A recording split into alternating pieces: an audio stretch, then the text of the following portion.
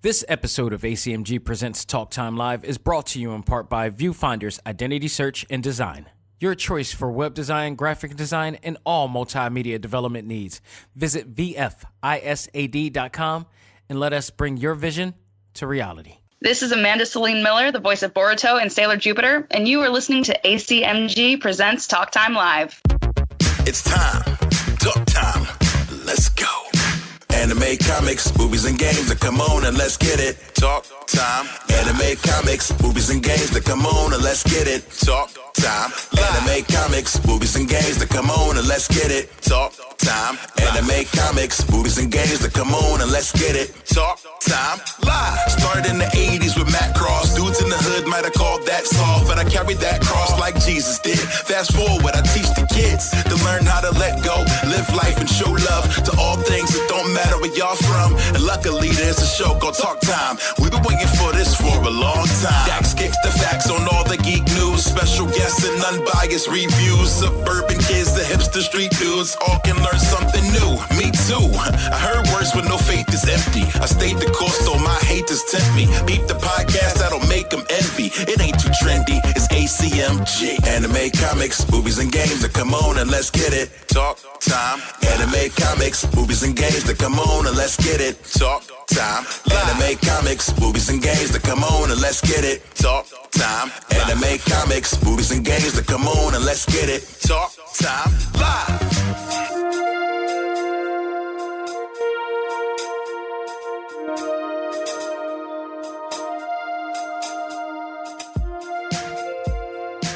Ladies and gentlemen, welcome back. This is A.C.M.G. Presents Talk Time Live, the Prime Show. I am your host, Xavier Josiah. Welcome to the 197th edition of this show.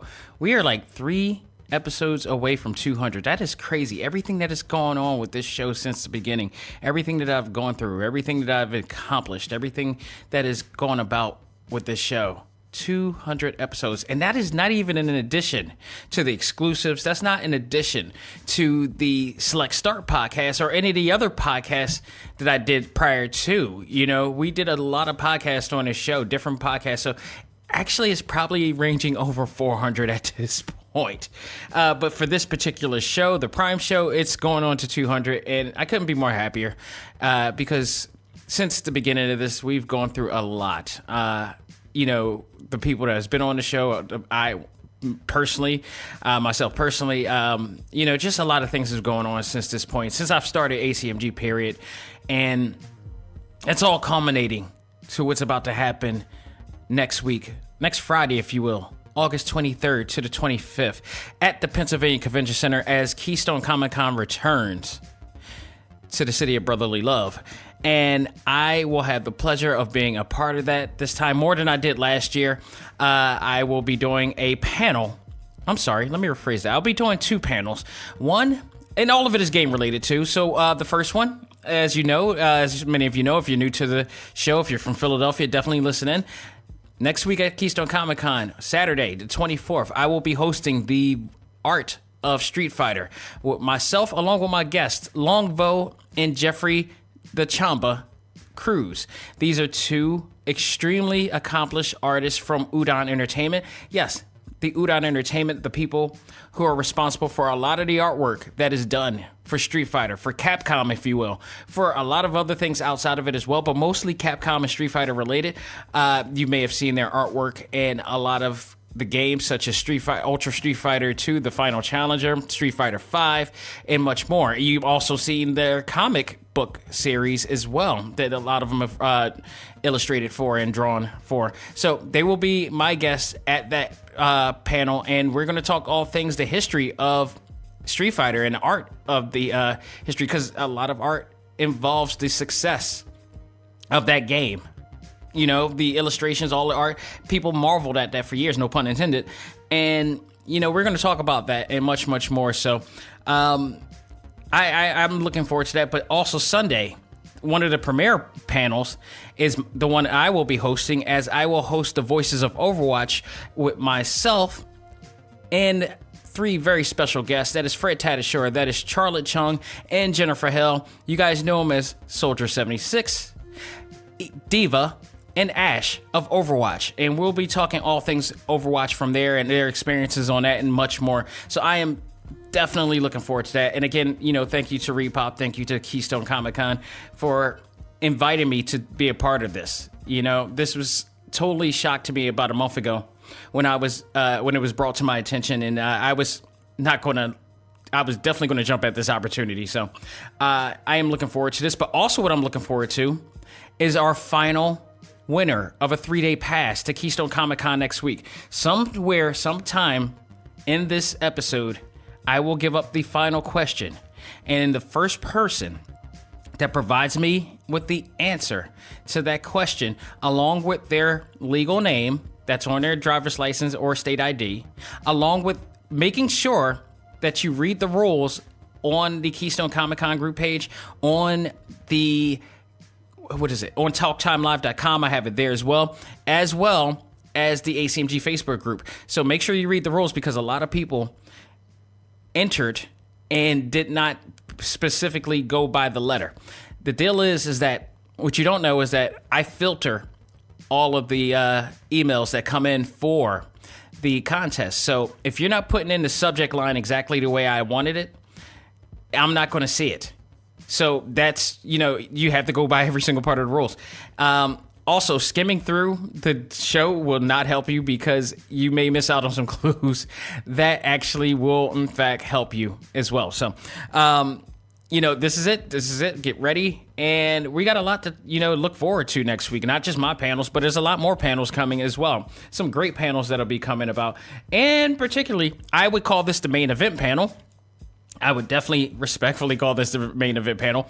Tom Holland, the one and only Spider-Man from Far From Home, from Endgame, from all of that. He's coming to Philadelphia for one day only.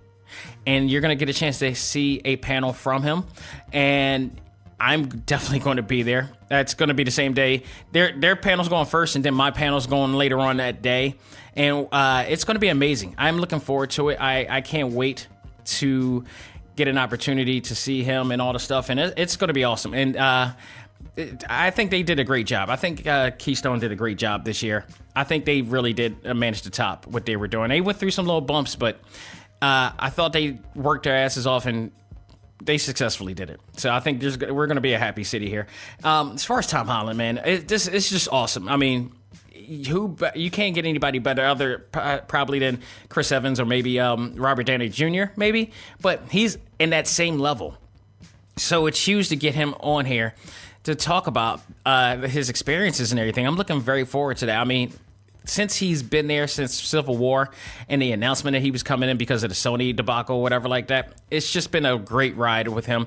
And then seeing him on Endgame and, not just Endgame, but like also Infinity War, and also see him in his own in Homecoming. He managed to make it, be the best Spidey and Peter Parker that we could ever have. And then just recently Far From Home, you know what I'm saying? It just, he just keeps proving that he was the perfect pick. Not only that, he could do his own stunts. So how can you not say that he superseded all the other actors? And no disrespect to like the rest of them, but like, dude, he literally is the ultimate Spider-Man. So if you haven't got a chance to, go get your tickets. Go to not TalkTimeLive.com, but go to KeystoneComic-Con.com to get your badges. There are people who are now finally getting their badges now. They're showing their badges. Shout out to Jay Dixon on the A.C.M.G Facebook group. He's coming all the way from, I think, D.C. to come here to not only see Tom Holland, but also to, come see my panels as well. So, brother, good looking out. I appreciate the support. And I look forward to other ones. Kiana, too.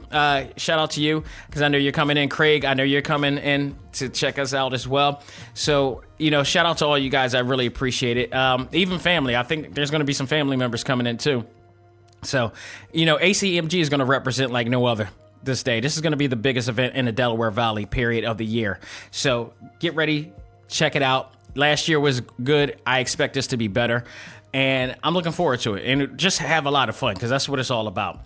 That's at the end of the day, that's what it's all about. So, you know, the other thing too, I'm looking forward to seeing DMC, Daryl McDaniels, you know, from Run DMC. He's going to be there as well. For those who don't know, the cosplay championships coming there. Personally, for me and my wife, you know, that Friday, I'm going to see Tommy Davidson at the Punchline Cafe. Highly recommend going there for any talent, but that place is great. I went there for Wanda Sykes a while back. So it's just going to be a hell of a weekend, man. Just an insanely weekend. Next week as well, I got to shout this out too. Kiana is going to have game night again. So if you guys are listening from the A.C.M.G Facebook group and you're in the Philly area and you just want to meet and greet some new people in the group and all this stuff, that has become a very good event. We go to the Thirsty Dice Cafe. It's a great place. They got like over 400 board games there, and they got some great food there. Great place to chill. You gotta RSVP because we all need to be there at the very minute that we're supposed to be there. So if you're looking to come, you know, check us out. She'll put a RSVP out, or a post out, and just RSVP her. But you have to absolutely make sure that you're going to be there. If you know you're going to be late to something, just make sure that you be there on time and be there before time so you can beat the traffic, beat parking, whatever you have to do to get there. But it's a great event. We had a great time. A lot of, you know, just a way to get out and get out off the online world and stuff like that. So, you know, shout out to her for that. And I'm looking forward to it. I'm glad that she's having it the week after because, you know, with me doing Keystone, I was afraid I was going to miss it. But, you know, she's going to have it at the end of the month. So I'm all for it. I'm looking forward to it. And it's all about having fun, people. That's all. But this episode, we're going to be talking about the latest Netflix anime to come out. And this one is very special. For a lot of reasons. And you heard Amanda C. Miller at the beginning of this show. I'll explain why she was the pick for this week's soundbite. But there's some connection to this.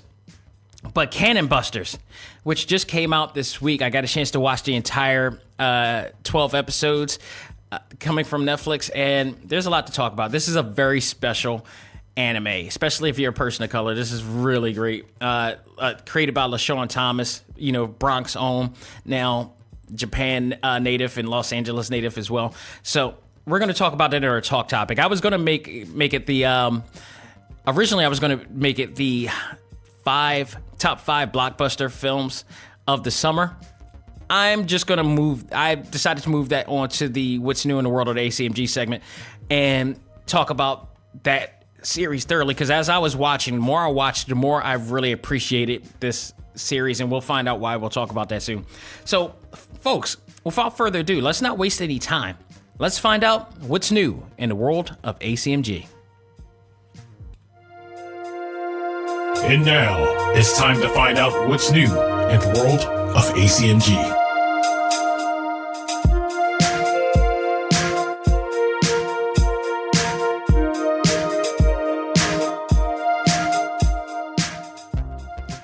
All right, folks, some sad news if you're a DC fan or a DC Comics fan or a primetime DC fan, of course. If you remember, the DC Universe just recently, for some stupid reason, canceled Swamp Thing. And I thought that was as dumb as when NBC canceled Constantine. That Swamp Thing was a very good series. It was tremendous. It was creepy as hell, as I believe it should be. I think it had the nature. I don't understand what other way you could have portrayed the essence of that comic than what they did on that show. And it was awesome. It was like, it had like almost like an awesome True Blood, you know, Walking Dead type of vibe to it. It was really cool. I love what they did. All the actors, everybody in it was great. So they canceled it. It's just the dumbest thing ever. It's just like what they did with Constantine. They canceled it just when it was starting to get to somewhere that, you know, it was going to pick up. So there's another one, unfortunately, in the world of DC primetime that has been canceled as well, and that is Krypton from Sci-Fi. The Sci-Fi Network canceled the series after its second season, along with the idea that they were talking about coming out with a Lobo spinoff. Now, I'll get my thoughts about this in a minute, but this is just off the cuffs of ending their second season. The Lobo pilot, which was set to be ordered in June, was scrapped.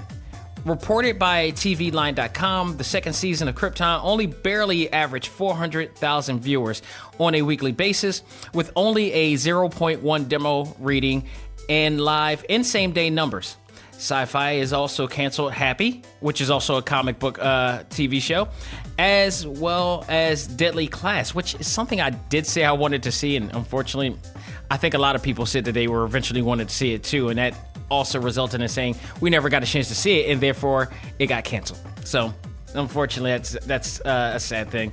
And unfortunately, Deadly Season, unlike Happy and Krypton, only had one season, as according to those other ones that had 2 seasons at least. So, as sad as it is, when it comes to Krypton, I can't speak for Deadly Class or Happy because I never watched them. Again, that could also be the problem. The other thing is that Krypton, which was really geared to be a epic series, wasn't that epic, at least in my opinion. I wasn't really a fan of it.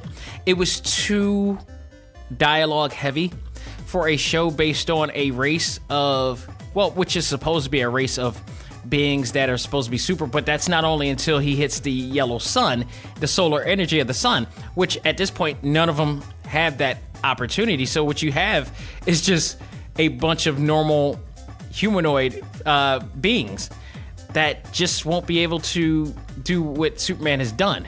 They're just normal people. And the other thing too is that it looked like they were trying to be like a PG version of Game of Thrones. And I felt like that was also a big fail too. The special effects was okay. Brainiac was okay.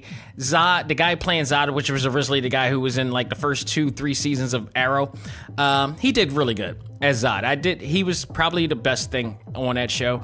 The Doomsday thing still kind of, I'm still a little bit iff about the Doomsday thing. I think they did do a better job with the Doomsday character than Batman vs Superman did with it. So I thought that was just total, crap. And it was at one point that I thought that they were supposed to be connecting that show to the movie, and apparently they decided to not do that. I don't know what the case was, but to me, when I watched it, and I tried watching, I watched the first season, and the entire first season, and I was like, it didn't really pick up to me till the end when they started showing Doomsday, and I was like, okay, let's see where this go from here.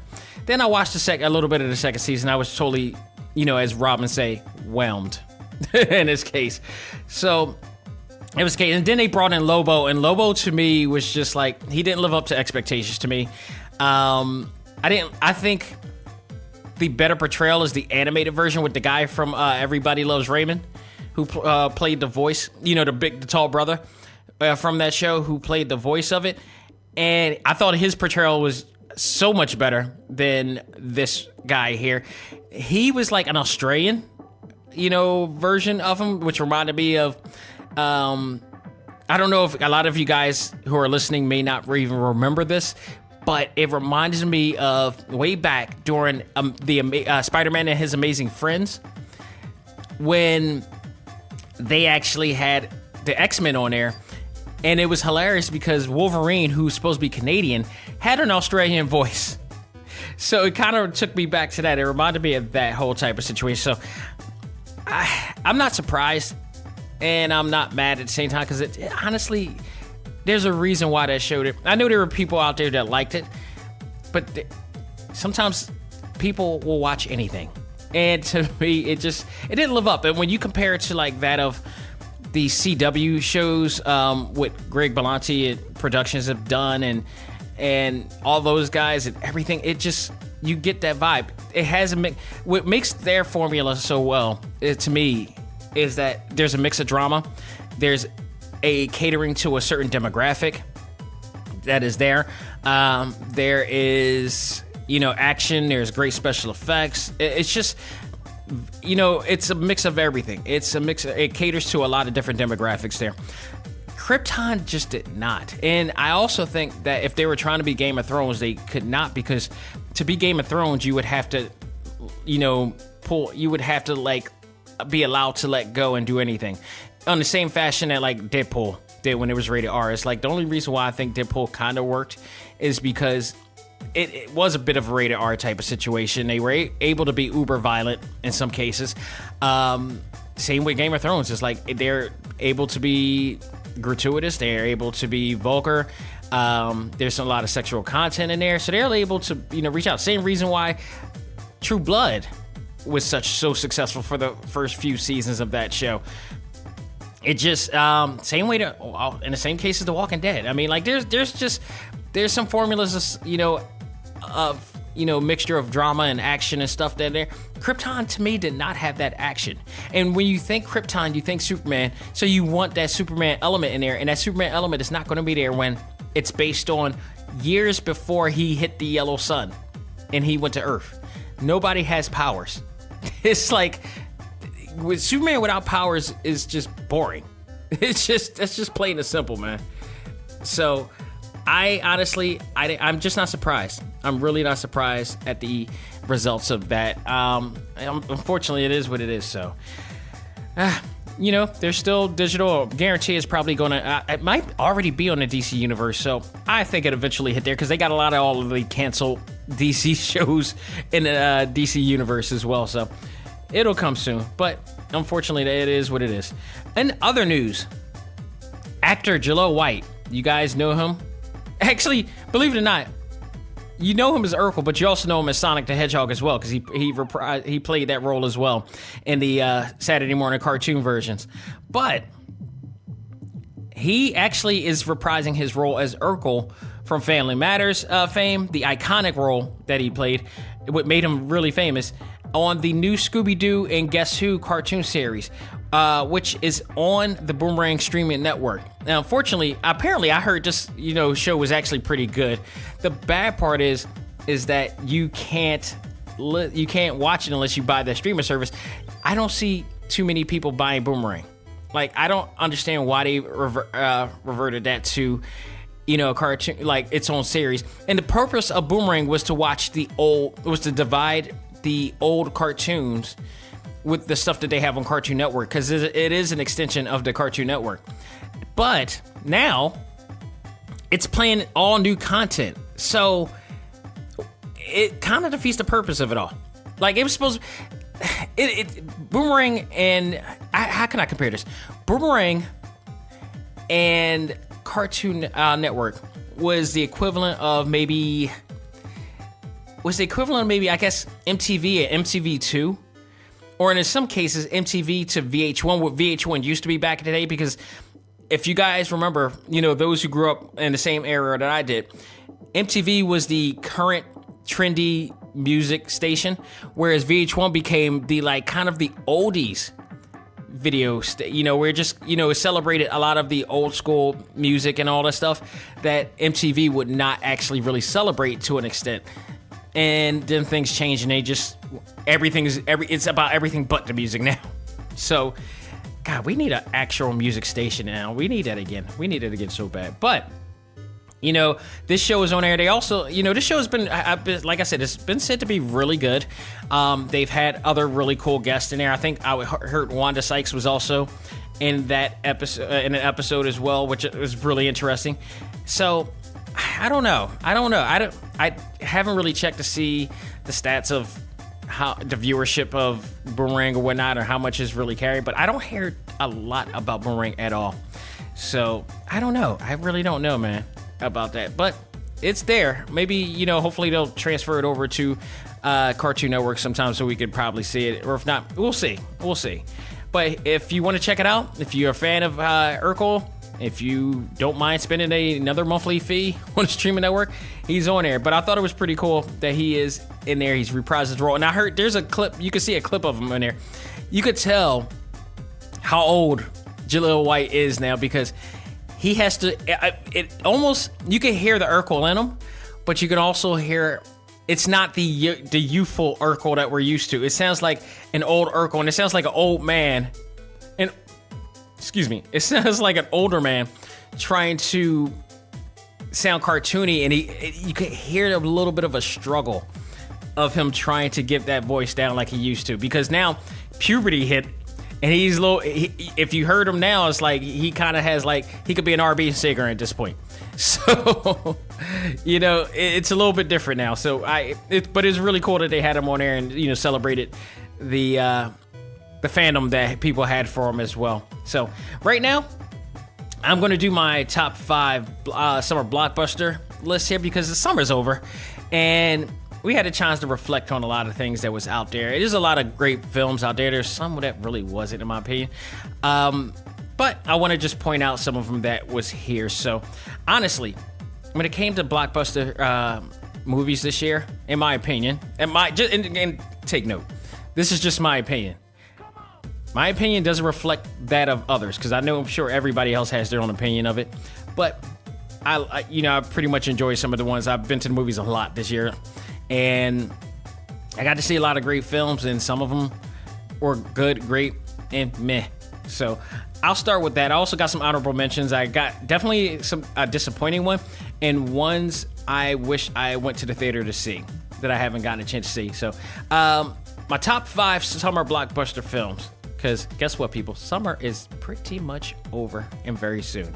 John Wick 3, Parabellum.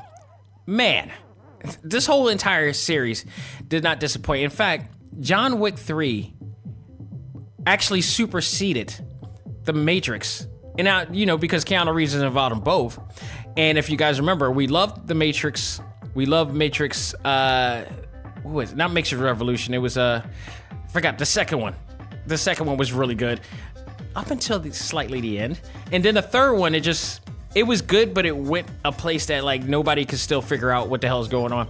So it kind of fell off on that note. But Keanu Reeves as John Wick, all 3 movies were phenomenal. The concept, the very concept of everything, the action, the cast, everything involved in it. It was just so awesome. The dogs. Halle Berry's dogs in this damn movie was no joke. I came out of there very happy, and the fact with the big cliffhanger at the end, the huge twist and cliffhanger at the end left you really wanting to come back to see more of this. So I'm looking forward to John Wick 4. Man, it's going to be hell to pay there. So I really enjoyed that there. My next one, Spider-Man Far From Home. I love that it was a big follow-up to Avengers Endgame, and they were able to answer some questions of what happened there. I thought it was a really great telling of us what happened during all of the chaos of when Thanos snapped the fingers and everything. I thought Jake Gyllenhaal did a great job. We talked about this before when I reviewed it. Jake Gyllenhaal did a tremendous job. I think he did as great a job of role as he did with Spider-Man 2, the Sam Raimi version did with Doc Ock. To me, it was the best Spider-Man sequel since Spider-Man 2, the Raimi version. And it just showed, again, because of the success of that show, it just showed how really great Marvel Studios is and how much Sony is not. And Sony needs to step away and, stay in their lane and allow Marvel to continue where they have with this deal. So, if they go back on their word, there's going to be a lot of unhappy people because we don't want to see another Sony Spider-Man movie ever again, unless it's a collaboration with Marvel Studios. Point blank. And they left us. Also, you guys remember they left us hanging on some really deep stuff at the end with the cutscenes and everything. So I am very much looking forward to seeing what they do with that one as well. Hobbs and Shaw is my third favorite movie. Again, these guys are the masters of popcorn movies. The entire Fast and Furious. See, it's a modern take on a classic style of action movie, and they managed to keep it. This is like one of the most successful type of genres out there, and they are killing it. Like without having any superpower. Well, with the exception of Idris Elba, but they managed to do all these different movies without having any superpowers, without doing without having any, mechs or anything like that up until this point. But this series has managed to do major success despite the fact of having all of these major budgeted comic book movies out there. And that needs to be commended in with the fact that both Jason Statham and The Rock actually, executive produced this movie and invited like the best of the best to be in this movie, like Kevin Hart and Ryan Reynolds, for God's sake. It just added on so much more. It was a great surprise. It's funny. I still find it funny because they advertised and promoted the hell out of this movie. Like Roman Reigns from the WWE was going to be a major factor in this movie. This man did not get one damn word in the movie, let alone he barely got seen. Ryan Reynolds, all through this damn movie. Kevin Hart, all through this movie. That dude, nope. So they managed to kayfabe you by, bringing in wrestling fans. Wrestling fans would have came in on a rock alone. You know what I'm saying? But they made it seem like he was going to be a big deal. He was interviewed everywhere, talking about he's going to be in the film. And he was in TMZ getting interviewed and all the stuff. And Harvey Levin made it seem like he was going to be a big deal. I'm like, we haven't seen him act yet. And to this day, we still haven't seen him act yet, unless you count wrestling itself. So, but overall, the movie was great. I thought it did a great job. Looks like they're actually going to do another one. So we'll see. It looked like it was opening up to something bigger. Hopefully it doesn't go into the point of becoming G.I. Joe 3 in a sense, but it looked like it was just opening up a can of worms there. So we'll see.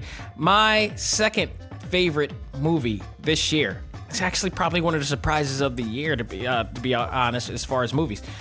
Pokemon Detective Pikachu. Dude, I've said before when I reviewed this show that that movie, I've always, since Pokemon debuted, I loved everything about that game. I love that they created this new world and new habitat of creatures and stuff that you had to look into and care for and, pretty much hunt down and use to attack and fight in battles. But, I wonder if we looked at this later on, like years from now, and wonder, like, maybe that wasn't a good idea. It's like anime pit bullfighting in a sense. But also, I knew that I was like, if they do a live action version of this deal, it's going to be awesome. And it just has to be done right. The same way that I said the same thing about Transformers 2. And in a sense, Transformers was, the first movie was great. Spielberg had a lot to do with that one. And, that was great. They did the same thing here. I thought they did a great job. This is probably one of the best video game translated movies ever. Because it looked like the game come to life. It acted like the game come to life. They did every single thing, every formulaic thing that you would expect from a Pokemon game or the anime come to life in this movie. Like, they had all of the different play points and the character points in here. You had a lead actor who had a Pokemon that he had to, assimilate with and be cool with. You had the second, what is the co-star or the character there, that's accompanying her with her own Pokemon. So, those elements which matches that of the anime was just so right there. And then you had all this great action. Yeah, great actors. Mewtwo was ridiculously no joke. Ryan Reynolds, I thought, did a great job as Detective Pikachu. And, of course, the twist at the end was also great as well. So I thought they did a really great job. This seemed like a one-off type of thing. Be really cool if they tried to do another one, maybe. Maybe not based on Detective Pikachu, but maybe something else. But if this was a great one-off movie for the franchise, they did a hell of a great job. I thought they did tremendous with this. So if you haven't seen that and you're like a gamer fan or you're a fan of Pokemon, I'm pretty sure you have if you are. But I thought they did a great job. This was absolutely a great job and really a big surprise for me. And, of course, number one, I need a crystal ball to predict the obvious one. This is going to be Avengers Endgame. They tore it up. We got the payoff that we deserve. 11 years of great movies culminated into this, and they did absolutely awesome. I watched it when it came out on digital, and I decided to not watch it again because I think after Keystone Comic-Con, everything just starts to slow down just a bit. I'm going to watch every single, not in one setting, every single movie from like 2008 with Iron Man, and just move on from there and finally watch everything, the entire Infinity Saga, and it's in one swoop. because I did that before, with the Countdown series leading up to Infinity War. But now we got everything. It's officially complete. I can rewatch everything. I won't watch it in a week like I did before, because that was torture as hell. I watched one movie a week. And in addition to that, some of the Agents of S.H.I.E.L.D. episodes that was connected to it, some of the Netflix shows that was connected to it. I just went all out with that. But this time around, I get to watch every single movie, maybe 1-2 a day or on a daily basis, and just enjoy it for what it is, man. I can't wait. I'm so looking forward to that. So those are my 5 top blockbuster movies. There were many more great movies out there, but those to me were the ones that stood out to me the most out of all of them. Honorable mention, another big surprise to me, was Alita Battle Angel. I've watched the OVA from back in the day. I read some of the manga, so I didn't know what was going on. And the fact that I thought they met expectations. I think it's so bad because, like I said, if Marvel wasn't so successful with their movies, this movie would have made some big moves. And I am glad that they're still going to pursue making another Alita to continue off, because I thought it was great. I loved it. I absolutely enjoyed it. I really marked out for some of the scenes that matched the anime, if you will, or the OVA anime, if you will, and some of the manga. So I thought they did a great job. I think they got something going here. I hope they keep going with this and just keep it up from there. Other honorable mention, Once Upon a Time in Hollywood. Although it wasn't, of course, the best Quentin Tarantino movie, I thought it was still good. And I thought it was a really good love letter to the victims of the Manson family murders, because I know they were upset that they were going to do this movie. And I think, of course, Quentin Tarantino knew how he was going to, write and direct this thing all the way through and how this was going to end. But, you come to find out, they change history and they end up beating the living crap out of the Manson family and mutilating them in some cases. So they never did die. They never died. So I thought it was a great love letter. I got to find out what they thought about the movie. I think they did say they liked the movie, and now we understand why. Now we understand why it was going on, but I thought they did a great job. Of course, our previous guest, Mike Moe, played Bruce Lee. I thought he did absolutely great in that role. Shannon Lee, unfortunately, says otherwise, the daughter of Bruce Lee. They are really protective about their father's legacy, and I thought while he portrayed that role really well, I thought it was a really fun depiction of him. He was a little bit arrogant in there, but I didn't think that it was overly abundantly arrogant to the point that he was annoying. But, Bruce Lee is that confident, and he had reason to be that confident. And also, he didn't get dominated in there. He got a big blow hit on him, but he also got a hit back on Brad Pitt's character. So it was a stalemate situation. They left you hanging with always knowing how that fight was going to be. And I got it, and I understood it completely. But it is what it is. But I actually liked the movie. I thought they did it really well. I don't think it's for everybody, and I think for those who wanted that, like I said before in a review of that, for those who wanted the actual, the Kill Bill Quentin Tarantino, the Hateful Eight Quentin Tarantino, the Django, you're not going to get that here, because this had a different type of narrative and different type of feel. And if you don't know the history of the situation, the real life history of the situation, you may not enjoy it, and you may have made a mistake in going into something that you don't really know about in this case. So, it is what it is. But I thought it was a pretty good movie at the end. Most disappointing, of course, X-Men: The Dark Phoenix. It was just a means to an end. It wasn't. It was better than. I would say it is better than X3, but there were still some questionable things. I definitely like the fact that they killed Mystique. Because it was just like, she shouldn't have been, like, I hated the fact that they kept going in that direction of making the famous actress or actor the main characters, despite the fact that their characters are not meant to be the main characters. I hate that. That's disrespecting the integrity of the comic and the nature of the comic, and when the story of the comic that we all love. It's like, that's just freaking bull. And they did that again, but also they made a lot of right things that X3 did not make, so I was very happy with that. And they tried to play around with us as well to try to make it seem like Cyclops was going to get killed or Professor X was going to get killed this time around. And it was what it was. It wasn't the best thing in the world, but it was probably the most disappointing. I tell you this, though. If I had to pick between watching this and watching Shazam, I honestly think I would watch X-Men Dark Phoenix again. As I'm not going to say that Shazam was bad. I'm personally disappointed because of the fact of the depiction of the city of Philadelphia. For those who are okay with that, I just think that those people are also okay with just settling for whatever. I'm not, in no way am I ever a person who settles. Those people who know me knows that.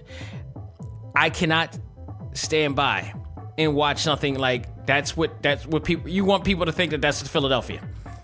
No, I can't do it. I will watch X-Men The Dark Phoenix way before I watch, I have such a disdain. I came out of that theater very angry.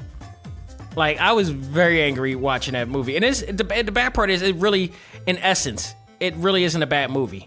I just think, as a person who lives in the city, I just felt like that's just a really bad stereotype of our city, man. It's just, I can't freak with this.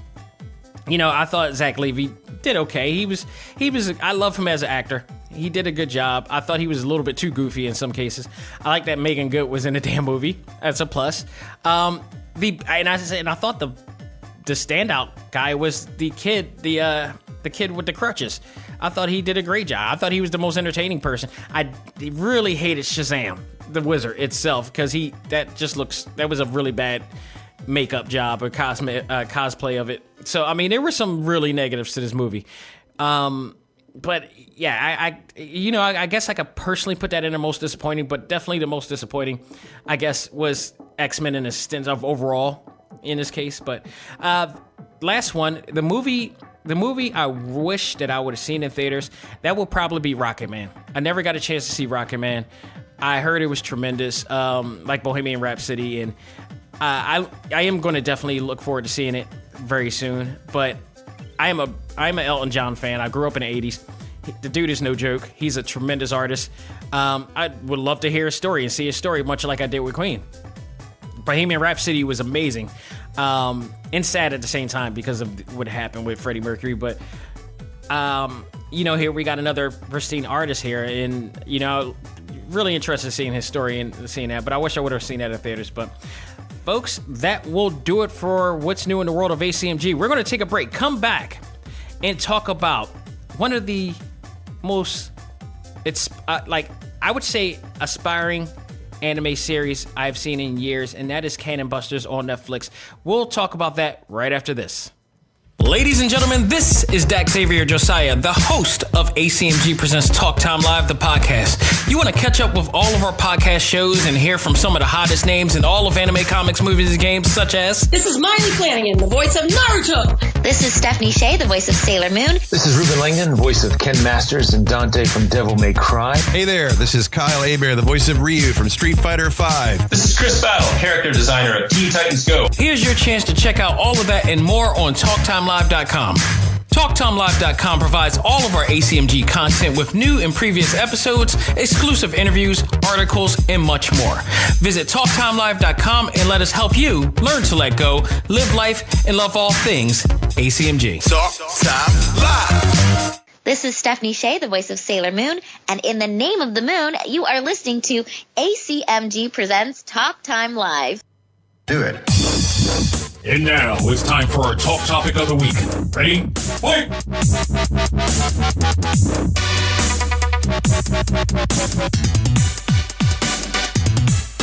All right, folks, we are back with our talk topic of the week, and it is my review of the new Netflix anime series, Cannon Busters.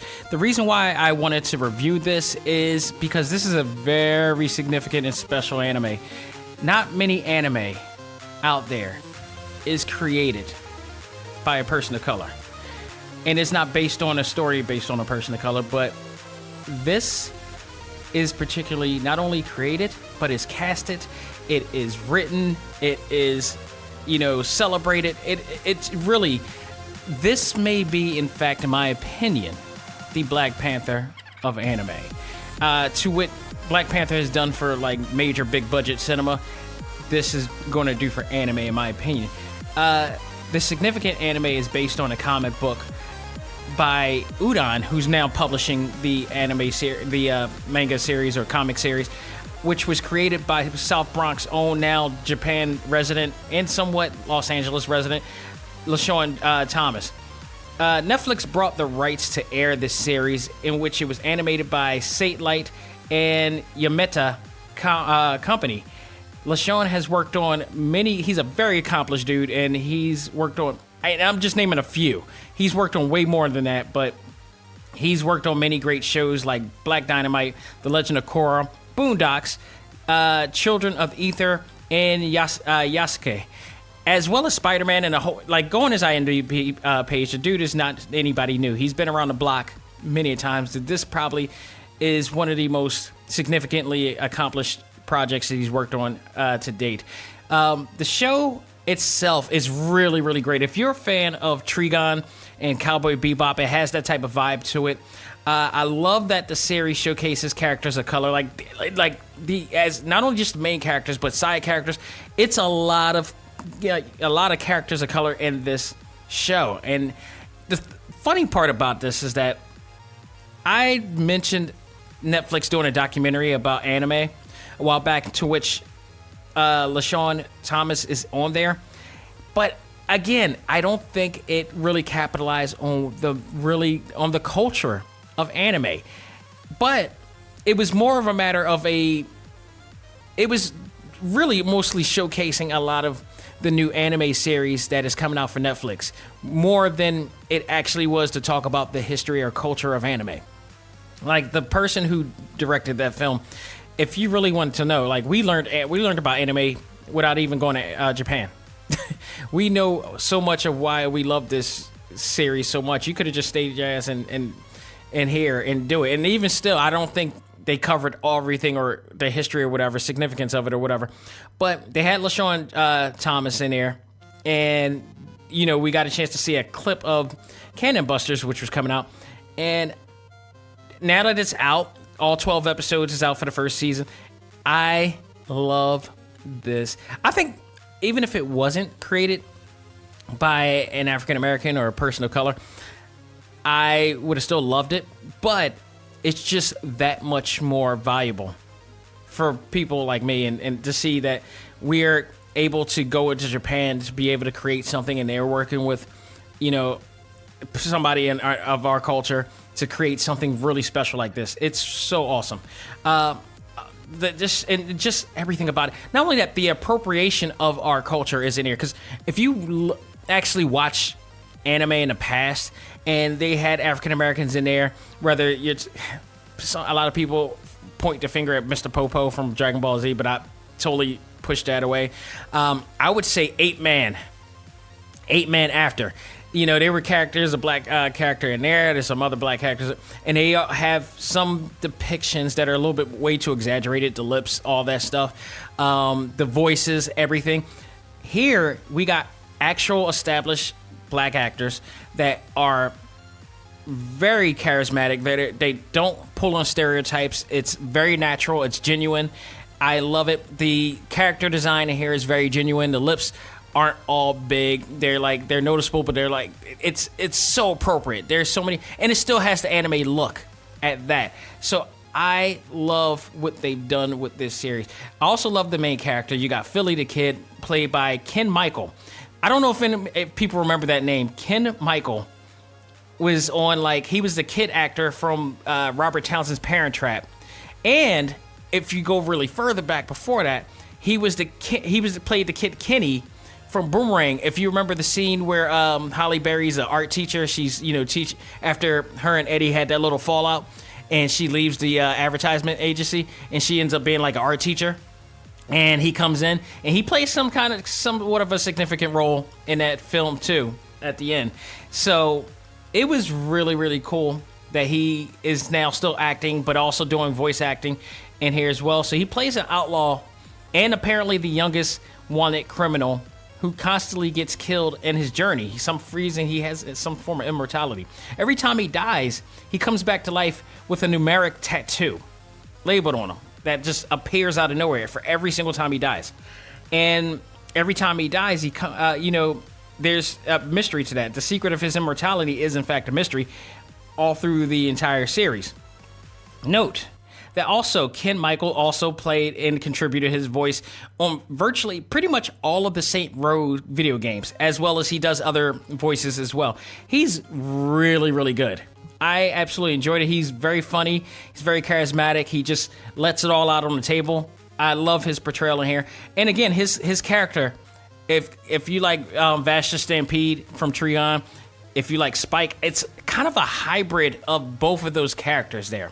So I'm really intrigued at how he put it together. He did a tremendous job here in there. And then you got Sam, who's a female drone who was separated from her owner, and somehow finds her way to Philly. And it really kills me that they call him Philly the Kid. I would love to know how that name Philly, because whenever they talk about Philly now, I really think that they're talking about our city. So Sam ends up finding her way to Philly, and we later will discover that she plays a very important part of the story of this season. So you got that. And if you read the actual comic book, you already know. But then we have Casey Turnbuckle, which is played by Talk Time Live previous guest Stephanie Shea, also the voice of Sailor Moon herself, and Orihime from Bleach, and many others, and Hinata from Naruto as well. She lends her voice to this as well. And Stephanie Shea, this has her name written all over it, because she's really about the culture and other cultures as well. So I'm not surprised. I think she was in Mother Effers also that movie, the other really cool animated movie that was done by the French director as well. So she's all about it. So she was perfect for this. And she plays an abandoned robot assistant as well, and a junk mechanic. So she's able to fix all the things. And they of course, Philly the Kid has this really cool, red Corvette convertible ride that transforms into a mech bull, like a mech robot that looks like a bull. It's really awesome. And Casey also is just happens to put it together and helps him out throughout the series. Most of the characters in the series, like I said, are people of color, both on the show and behind the scenes. So that's also including even a character named Hilda, played by Angelique Perrin. This is really awesome. And it took me a minute to really figure out her character and her look. But she plays, I'm pretty sure this is it. She plays a strong warrior with vitiligo. If you look at the series, and I don't think I've ever seen a character with vitiligo before. And if you guys don't know what that is, that's the kind of the disease where it has certain people with botched or bleached pigmentations in their in certain parts of their body, in their face or whatever. I've never seen a character with vitiligo on a anime or animation or anything. It's never been celebrated. It's never been embraced. It's never been seen as a normal thing.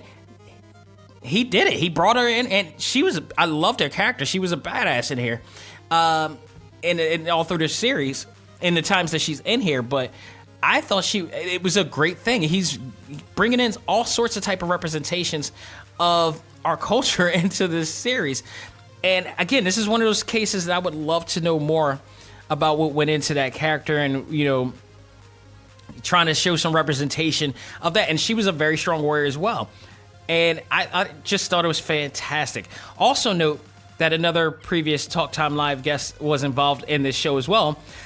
Like I said, you heard her soundbite before. The lovely voice of Boruto and Sailor Jupiter herself, as well as other characters as well. Amanda Celine Miller.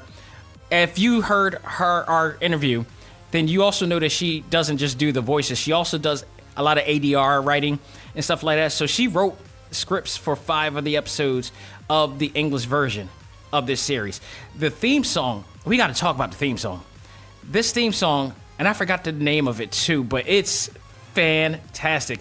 Every time it comes on, it brings me great joy to hear this theme song. It's a sound I've never heard before in anime, despite the fact we have heard hip hop in anime before, like Devilman Crybaby. We've heard that before. We've heard tons of that, but we haven't heard a sound of soul. Like, this is a straight R&B meets pop meets somewhat gospel in some cases too. Like, it starts off a little bit of R&B, and then it goes on to a little bit of pop, and then it goes with a chorus, and it's a extremely well feel good type of theme song. It just warms my heart every time I hear it. It's awesome. I got to try to find it. From what I understand, it's hard to find. Right now, it's not on like iTunes or anything, so I believe it is on YouTube somewhere that somebody's playing the intro or whatever like it, but it's not really played out. I think they should really make a soundtrack out of this. It's really this show is really cool. The show is just another. This show, Cannon Busters, is just another indication, man, of opening up and allowing outside ideas and imagination to assimilate into their culture of Japan. And I thought that this was a great combination. This is what Unity is all about, people.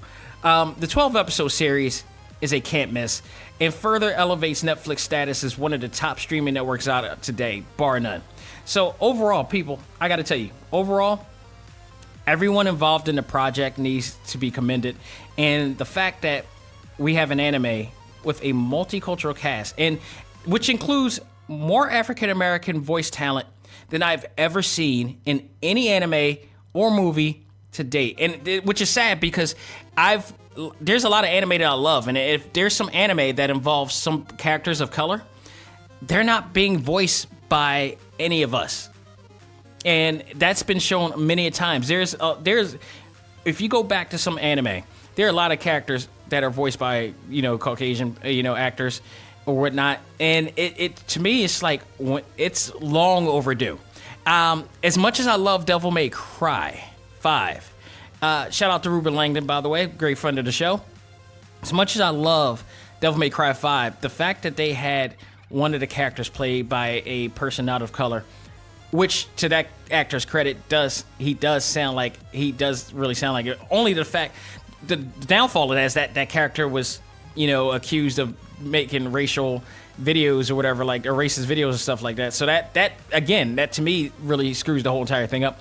But it amazes me that this hasn't been done yet, and this is long overdue. And this anime right here, it's a revolution. It truly is a revolution of the genre, of the art, of it all. And hopefully we get to see more like this. And, shout out to LaSean Thomas, man. He really knocked it out the park. So this is a very special anime for me because of that. And it should be for anybody. Not just the people of color, not just people of our culture and color, but just in general, because we can make an accomplishment out of anything. And this should be an inspiring for any up-and-coming artist out there, especially artists of my culture, to say that you can make this happen. And Japan is welcoming it. So overall, without a doubt, if I give this a grade, this absolutely, without a doubt, is an A+ for me. And I'm looking forward to the second season. Shout out to Netflix. Shout out to LaSean Thomas and everybody involved in that. It's just phenomenal. Go out of your way to check it out. It's a phenomenal movie. Or, I'm sorry, series, for that matter. But it's awesome. It's just truly awesome. So, folks, that will do it for this edition of Talk Time Live. But before I do, you thought I was going to leave you hanging. Let's do the final Keystone Comic-Con quiz question to get a 3-day pass to Keystone Comic-Con coming August 23rd to the 25th at the Pennsylvania Convention Center, where you get to see Tom Holland, where you get to see my panel, The Voices of Overwatch, where you get to see my other panel, The Art of Street Fighter, which you get to see a ton of other great panels out there, and great celebrity guests, and great times, and great swag, and great vendors, and a great time, just a great party the entire weekend. Get ready, because we deserve this, and we're going to get it. So, with that said, the final question. Name, in order, by movie release date, all of the movies Tom Holland plays Spider-Man. Let me repeat that again and make sure I clarify that. Listen carefully. Name, in order, by movie release date, all of the movies Tom Holland played as Spider-Man. You give me that in the exact order of the movie release date, with your name, your legal name, on there from your state ID or your driver's license with the subject line exactly the way that the rules state it, and be the first one to do it, you will get a 3-day pass to Keystone Comic-Con. So there it is. I'm going to give it to you one more time. Quiz question.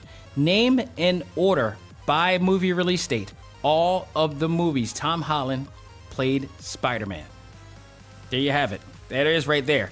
Good luck to you all. I look forward to seeing all the winners and all of our ACMG members and even some new people, all the cosplayers, everybody at Keystone Comic-Con. If you are remotely cosplaying as Overwatch, you better not miss that damn panel. I want to see some Overwatch cosplay there. I want to see some Street Fighter cosplay at the Art of Street Fighter panel. Show your love, because if you're a real Street Fighter fan, a true Street Fighter fan, you need to see the people behind it.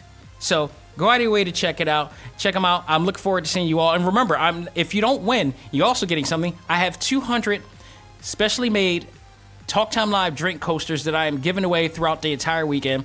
There's only 200 out there, so if you see me, jump at it, come and get it.